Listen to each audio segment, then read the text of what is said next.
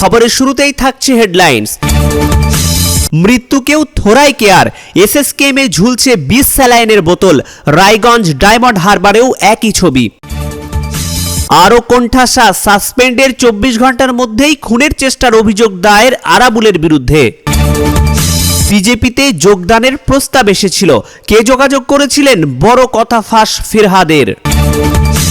রণক্ষেত্র ভারত বাংলাদেশ সীমান্ত, মালদহে বিএসএফের উপর হামলা অনুপ্রবেশকারীদের, চলল পাল্টা গুলি।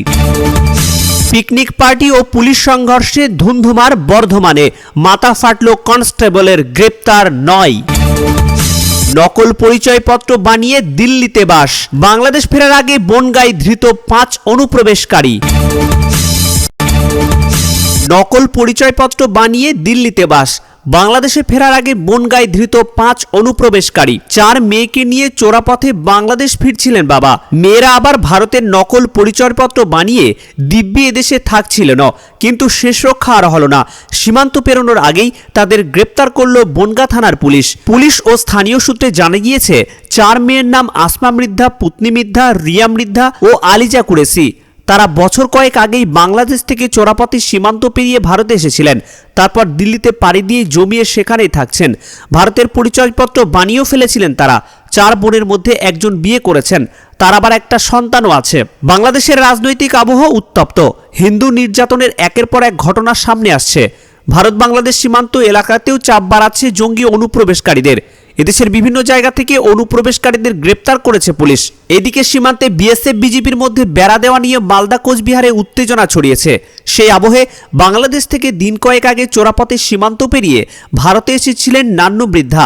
দিল্লি থেকে মেয়েদের বনগাঁয় নিয়ে আসেন তিনি। পরিকল্পনা ছিল মেয়েদের নিয়ে সীমান্ত পেরিয়ে ফের বাংলাদেশ যাওয়ার, কিন্তু আজ শনিবার সকালে এই 5 জনকে বনগাঁর বাগদা সড়কের পাশে দেখতে পাওয়া যায়। তাদের দিকে সন্দেহ হয়, পুলিশকে খবর দেওয়া হয়। বনগাঁ থানার পুলিশ সেখানে গিয়ে তাদের জেরা করা শুরু করে। কথায় কথায় একাধিক অসঙ্গতি ধরা পড়ে। যেসব পরিচয়পত্র পাওয়া গিয়েছে সেগুলো নকল বলে মনে করছে তদন্তকারীরা। এরপরই তাদের গ্রেপ্তার করে থানায় নিয়ে যাওয়া হয়। নান্নু বৃদ্ধা জেরায় অস্বীকার করেন তাদের বাড়ি বাংলাদেশের ঝালকাঠি জেলার নলসিটি থানা এলাকায়। তিনি মেয়েকে ফিরিয়ে নিয়ে যাওয়ার জন্য চোরাপথে এদেশে এসেছিলেন। পুলিশ তাদের কথার সূত্র ধরেই তদন্ত শুরু করেছে। দিল্লিতে এই 4 তরুণী কোথায় থাকতেন সেসব খতিয়ে দেখা হচ্ছে। এদিন ধৃতদের বনগাঁ আদালতে তোলা হয়। পিকনিক পার্টি পুলিশ সংঘর্ষে ধুন্ধুমার বর্ধমানে, মাথা ফাটল কনস্টেবলের, গ্রেপ্তার 9। পিকনিকে ধুমধুমার, শুক্রবার রাতে বর্ধমানের পুলিশের সঙ্গে পিকনিক পার্টির সংঘর্ষ বাধে, মাথা ফাটে কনস্টেবলের। এই ঘটনায় এখনো পর্যন্ত 9 জনকে গ্রেপ্তার করেছে পুলিশ। গত সন্ধ্যায় কুরমুন গ্রামে একটি দল পিকনিক থেকে ফেরার সময় রাস্তার পাশে মিউজিক সিস্টেম বসায়, যার ফলে ওই রাস্তায় গাড়ি চলাচলের সমস্যা তৈরি হয়। সন্ধ্যেই রাস্তায় যানজট তৈরির খবর পেয়ে দ্রুত ঘটনাস্থলে পৌঁছায় দেওয়ানদিঘি থানার মোবাইল ভ্যান। পিকনিক পার্টিকে রাস্তার পাশ থেকে মিউজিক সিস্টেম সরাতে অনুরোধ করে। অনুরোধে কর্ণপাত না করে হঠাৎ তারা পুলিশকে আক্রমণ করে, ইটপাটকেল ছুটতে শুরু করে। ফলে কনস্টেবল গঙ্গাপ্রসাদ চট্টোপাধ্যায়ের কপালে ইট লাগে, তার মাথা ফেটে যায়। সঙ্গে সঙ্গে ওই পুলিশকর্মীকে চিকিৎসার জন্য হাসপাতালে নিয়ে যাওয়া হয়। দেওয়ানদিঘির ওসি বিশেষ পুলিশ বাহিনী নিয়ে কুরমুন গ্রামে পৌঁছতে পরিস্থিতি নিয়ন্ত্রণে আনতে সক্ষম হয়। এরপর ওই গ্রামে অভিযান চালিয়ে 9 জনকে গ্রেপ্তার করা হয়। 4টে ডিজে বক্স, 45টি মাইক, একটি জেনারেটর এবং একটি ট্রাক্টর বাজেয়াপ্ত করা হয়।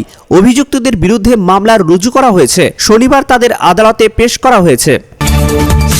বন্ধ রাজ্যের 8000 সরকারি স্কুল, বেহাল শিক্ষা ব্যবস্থা, বিকাশ ভবন অভিযানে এসএফআই। রাজ্যের বেহাল শিক্ষা ব্যবস্থা নিয়ে ফির সুর চড়াচ্ছেন সিপিএমের ছাত্র সংগঠন।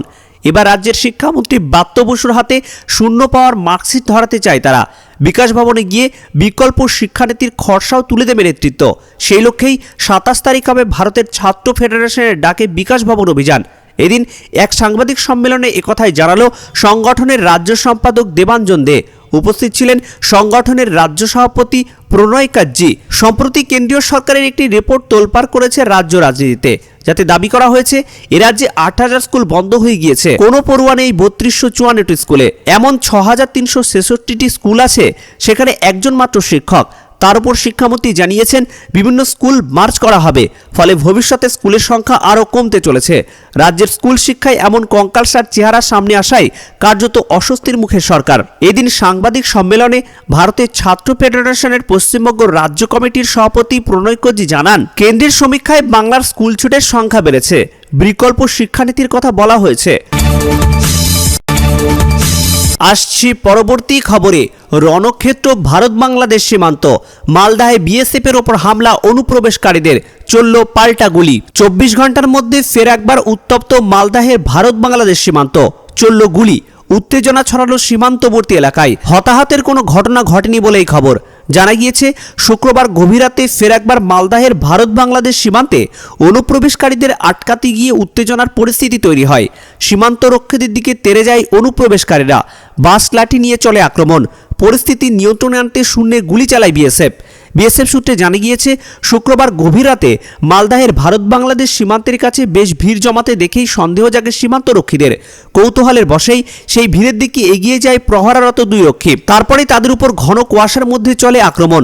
রক্ষীদের বন্দুক কেড়ে নেওয়ার চেষ্টাও করে দুষ্কৃতীরা, কিন্তু ওই দুই জওয়ানকে বাগে পেলেও নিজেদের কার্যসিদ্ধি করতে পারেননি তারা। পরিস্থিতি নিয়ন্ত্রণে আনতে শূন্যে গুলি চালায় দুই জওয়ান। গুলির ভয়ে কাঁটাতার পার করা ভুলে প্রাণ হাতে নিয়ে পালায় ওই বাংলাদেশি অনুপ্রবেশকারীরা। পাচার কাজেই বাংলাদেশ থেকে কাঁটাতার পেরিয়ে ভারতে ঢোকার চেষ্টা চালাচ্ছিল ওই অনুপ্রবেশকারীরা। এপারে আসার পরই তাদেরকে মদত দিতে সেখানেই দাঁড়িয়েছিল বাংলাদেশি অনুপ্রবেশকারীদের ভারতীয় সঙ্গীরা, কিন্তু পালে বাঘ পড়ে শীঘ্রই।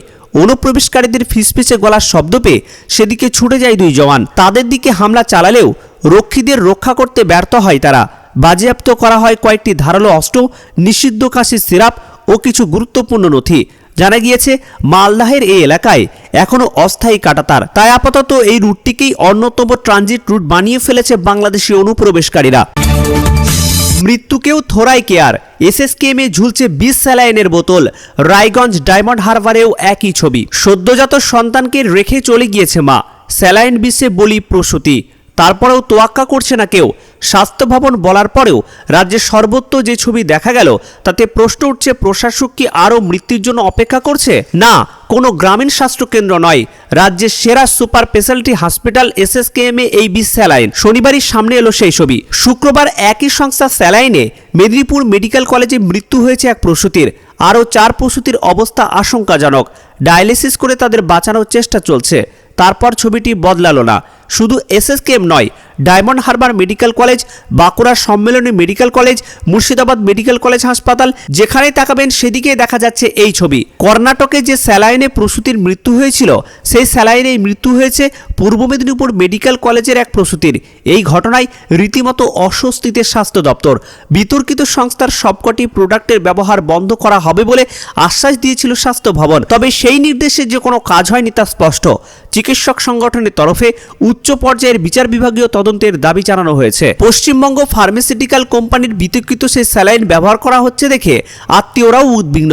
ডায়মন্ড হারবার মেডিকেল কলেজের এসএসভিপি তন্ময় পাজা বলেন, আমাদের হাসপাতালে এই ধরনের কোনো সমস্যা হয়নি। ওই সংস্থার প্রোডাক্টের ব্যবহার বন্ধ করার নির্দেশ দিয়েছে স্বাস্থ্য ভবন। তার দাবি, কিছুক্ষণ আগেই নির্দেশ এসেছে, ওয়ার্ডে সেটা জানিয়ে দেওয়া হচ্ছে। আসছি পরবর্তী খবরে। বিজেপিতে যোগদানের প্রস্তাব এসেছিল, কে যোগাযোগ করেছিলেন? বড় কথা ফাঁস করলেন ফিরহাদ। রাজ্যের মুখ্যমন্ত্রী মমতা বন্দ্যোপাধ্যায়ের অন্যতম বিশ্বস্ত সৈনিক হিসাবে পরিচিত রাজ্যের পুর ও নগর উন্নয়ন মন্ত্রী তথা কলকাতার মেয়র ফিরহাদ হাকিম বিগত কিছুদিন ধরেই শিরোনামে রয়েছেন তিনি। বিতর্কিত মন্তব্য জেরে তাকে নিয়ে জল ঘোলা কম হয়নি বঙ্গ রাজনীতিতে। সমালোচনা হয়েছে শাসক বিরোধী সমস্ত শিবিরেই। দলের মধ্যেই ক্রমশ কোণঠাসা হয়ে পড়েছেন ফিরহাদ। সম্প্রতি দলের ভিতর থেকেও নানান হামলা সামলাতে হচ্ছে তাকে। এরই মধ্যে তার কাছে প্রস্তাব এলো বিজেপিতে যোগদানের। শুক্রবার কলকাতা পুরসভার সাংবাদিক বৈঠক থেকে এমনই এক বিস্ফোরক দাবি করলেন ফিরহাদ। নিজের মুখে এদিন বিজেপির ফোন কলের কথা জানিয়েছেন তিনি। অন্যান্য দিনের মতো শুক্রবারও কলকাতার পুরসভায় সাংবাদিকদের সঙ্গে আলাপ আলোচনায় বেশ খোশ মেজাজেই ছিলেন মেয়র। সাংবাদিকদের নানান প্রশ্নের উত্তর দিচ্ছেন হাসি মুখে। তখনই এক সাংবাদিক তার কাছে প্রশ্ন রাখেন বিজেপির সদস্যতার অভিযান নিয়ে। জবাবে ফিরহাদ বলেন, আমার কাছে একটা ফোন এসেছিল, বলল বিজেপির সদস্য হবেন, তাহলে যোগাযোগ করুন হোয়াটসঅ্যাপে। আমি বিজেপির বিরুদ্ধে লোক বলে ফোনটা কেটে দিয়েছিলাম। ফিরহাদ হাকিমের এই মন্তব্যের পর থেকেই রাজনৈতিক মহলে শুরু হয়েছে বিরাট জল্পনা। লাগাতার দলে কোণঠাসা হওয়ার মধ্যেই তার এই প্রকাশ্যে স্বীকারোক্তিতে উঠতে শুরু করেছে প্রশ্ন।